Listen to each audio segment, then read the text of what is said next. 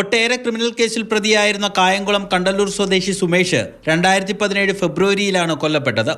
കാറിലെത്തിയ സംഘം റോഡിൽ നിൽക്കുകയായിരുന്ന സുമേഷിനെ വെട്ടിക്കൊലപ്പെടുത്തുകയായിരുന്നു. ക്രിമിനൽ പശ്ചാത്തലമുള്ള കായംകുളം സ്വദേശികളായ ഹാഷിം, സെയ്ഫുദ്ദീൻ, റോഷൻ, മുഹമ്മദ് ഫൈസൽ തുടങ്ങിയവരാണ് പ്രതികൾ. മാവേലിക്കര കോടതിയിൽ കേസിന്റെ വിചാരണ ഉടൻ ആരംഭിക്കും.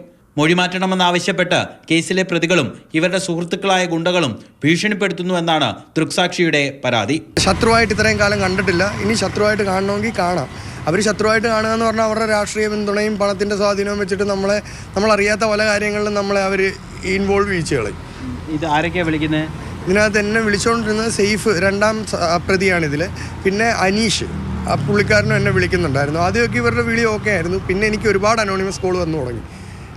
ഒരുപാട് കോൾസ് വരുന്നതിനകത്ത് ഇത് ഭീഷണി എന്നുള്ളൊരു സ്വരമാണ്. കാരണം ഭയം കാരണമാണ് ഇപ്പം തന്നെ ഇതിപ്പം മീഡിയയുടെ മുന്നിലായാലും വരാൻ കാര്യം.